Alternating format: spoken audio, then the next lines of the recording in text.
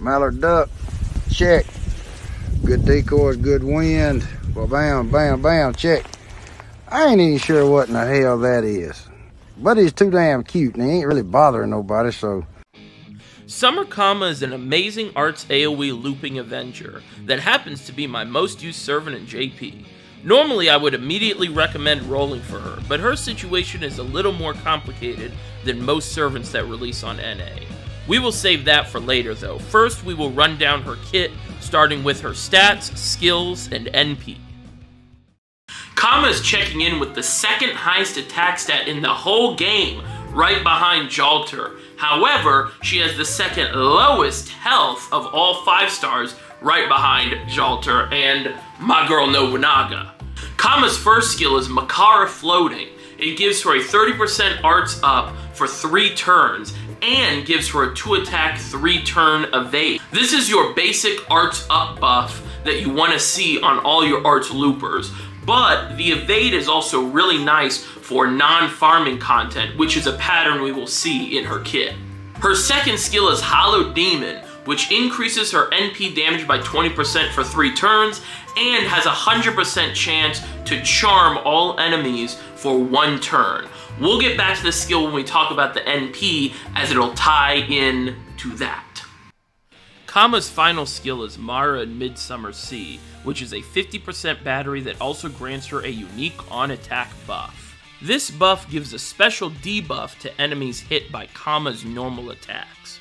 The debuff increases her damage against the enemy for 10% for every stack, and it can stack up to 10 times. In farming situations, this skill will just serve as your 50% battery, which is really nice of course, but the rest of the skill is what allows her to compete and be pretty good in non-farming / challenge quest scenarios. It's time for Kama's NP. It's a 4-hitter arts AoE that reduces enemies' defense by 20%. The overcharge effect deals extra damage to enemies that are charmed. This loops back to her second skill that charms enemies for 1 turn.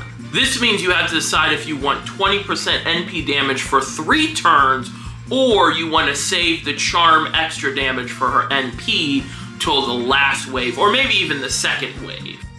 As you can see with her kit, she is going to be able to loop pretty well, but has a sort of side thing going on where she actually has a lot of nice utility for non-farming content, such as the 2-hit evade and her third skill damage increase that you can stack onto 1 target.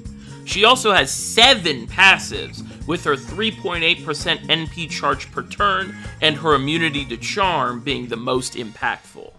Now we get to sort of the issue with Summer Kama. She is an awesome unit that can farm and do some non-farming content as well, but she has a lot of competition already in the game, such as Space Ishtar and even to a lesser extent Summer Musashi. These other characters are extremely popular, and some people might already have them at a high investment level, you know, MP2 plus or Grailed or whatever, where Kama at that point might not be worth trying to get. This is not the biggest issue for Summer Kama in my opinion, as I believe some of her kit edges out those other characters very slightly, not enough where it's, oh, I already have this servant, I gotta get this new servant, you know. No, Kama doesn't have to worry about the past. She has to worry about the future. Summer Ibuki is broken. She is the best farmer in the game in JP and happens to be Arts AoE, which is exactly what Summer Kama happens to be. And Ibuki comes out exactly a year after Kama, so you may be able to tell why so many people are debating who they should roll for. Summer Ibuki is a berserker, which is way better for farming, and she deals extra damage to Earth attribute, while Kama doesn't even have a niche she can hit. Ibuki will also theoretically have an easier time looping, as she has a 30% NP gen up skill while Kama has none. If you were only going to summon an NP1 copy of either of these servants, there's no competition, no question, it's Ibuki every day of the week. However, if you plan on investing heavily into one of these servants, I believe there is an argument for Kama. Summer Ibuki's downside is she is a very farming-focused servant. Being a berserker with no defensive skills makes her hard to use as a main damage servant in harder content. She does have some supportive upside, but other than that, she is used for farming primarily. Summer Kama, on the other hand, can be used actually really well in harder non-farming content. I've basically used Kama for 90% of content in the game since her release, and it's actually worked out really well. This won't be a compelling argument for everyone, as most players like to use many different servants, which you should, but it is a positive for new or free-to-play players that are saving up for a specific servant that they really like. Picking up someone that can be used everywhere so you don't have to roll for multiple servants to cover different roles could have value to you. Listen up, SaberFan04 here. I got a little message for y'all. Don't listen to anyone. Just summon for your favorites. You know I always say that all the time. I preach all that all the time. I tell y'all that all the time. But in this scenario, it's really, really true. Summer Ibuki and Summer Kama is not that big of a deal. If you have Summer Kama, and it doesn't matter, you're gonna be fine. 95% of content, you're gonna be able to clear. Ibuki's not gonna shift the balance of your account if you have her or not. If you've already spent money or your hard-earned St. Quartz or whatever, keep it. You don't need to worry about none of that. Just summon for your favorite. This game fucking sucks if you don't have a favorite servant. I know that personally, bro. Anyway, just want to let y'all know that. Summon for who you want. Don't let any numbers or any of those stupid 1, 2, 3, 4, 5 digits scare you from summoning your favorite. And that's all I gotta say. SaberFan04, out. Alright, well now it's time for my, patented, just rambly sort of stream of consciousness section of the video. It wouldn't be Prussia video without that, but I do kind of want to just talk about, like, Summer Kama. I've used her all the time. She's my most used character, like I said in the beginning of the video. She's level 120, bond 15, we got all that. She's only MP3 though, unfortunately, but that hasn't, really mattered. But with Arch Loopers, we're at the point now, especially with post-Melusine, which obviously doesn't shift the scale crazy, but is just another addition to, like, these, like I was just about to say, these Arch Loopers that can do, like, almost everything in the game, that it ends up not mattering which one you choose, right? So, for me, it's like, I have Ibuki and Kama, and I only use Ibuki now because I already have Kama Bond 15, and my game experience has not changed, Are there some 90++ nodes that I have to do a different setup? Yes, that is entirely true. I just, for me personally, I don't value, like, oh, I want to, summon for this character or not summon for this other character that I like because a character in the future is coming out that's going to be better, right? I think another thing that I talked about a lot in this video was the difference between, sorry, not like the difference between, but like how Kama can do a lot of other non-farming content and Ibuki can't really, relatively. I do think there's some nuance to that, right? I mean, 90% of the game is farming, right? And also, that might not even be a positive for people because they might want to use other servants, right? Like, Summer Kama might not be their most, their favorite servant in the game. Like, they might not want to use a servant all the time, right? Anyway, I just think that's an important thing to re-say is like, hey, I say, like, if you want a servant that can do everything, kind of, get Summer Kama. If you just want a farming servant, get Ibuki.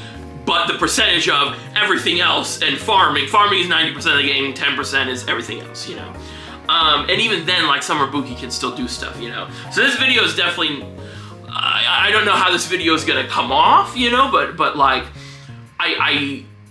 there's definitely pros and cons to Summer Kama, and I just think in the end, it doesn't matter. You know, I kind of wanted to focus this video on like, you know, because I think a lot of people are talking about, hey, I'm going to skip her because Ibuki's coming out or whatever. And there's plenty more videos online for sure that of people that are way more in depth, you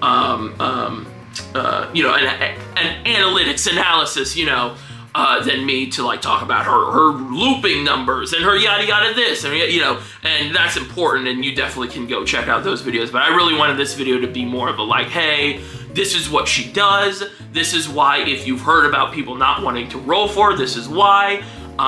This is why you should still roll for her. And also, it doesn't matter, bro. Especially from an NA people, because this is mostly an NA video, right? You know, like Summer Comma's 2 years old now. On JP, like my NA people, like NA will always be 2 years behind.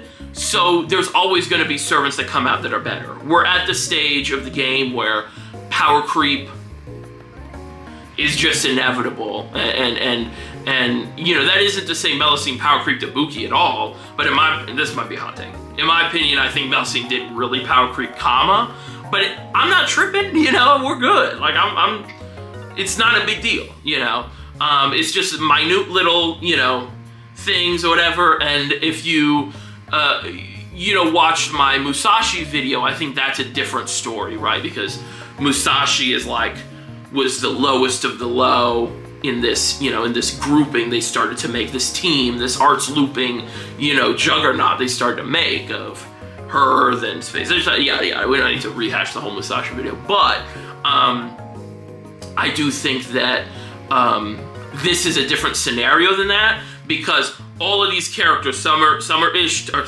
golly, I did that earlier in the video too. Space Ishtar, Summer Kama, Summer Melusine, Ibuki, they all have the stuff needed to loop and the base level, but they each have their pros and cons, and you have to weigh that. And I just think, like SaberFan04 said, it comes down to who you want to use the most, who's your favorite, you know? Anyway, I hope that made sense. I hope you guys enjoyed the video. This is my first video using my new camera and my new light background that I had to, if I look into it, my eyes burn. Not really, but you know, I shouldn't be staring at it like. But yeah, I hope you guys enjoyed the video. If you guys did enjoy, please let me know what other videos you would like to see from me. I think we're gonna start doing a lot more like broader like topics or whatever, like anime and manga, and I already have a few ideas of stuff like I want to talk about, like kind of like these type of, you know, videos where I, you know, in my setup with my Nobunaga and my Persona 3 poster and my JoJo. Please compliment me, please, please, please. Don't I have amazing taste? Anyway, but yeah, that's gonna be the end of the video. Hope you guys enjoyed, and good luck if you're summoning for Kama. You know, definitely good luck. You know, of course, I have my catalyst available on my YouTube channel for you to hopefully impart good luck onto you. And yeah, hope you guys have a great day. Bye-bye.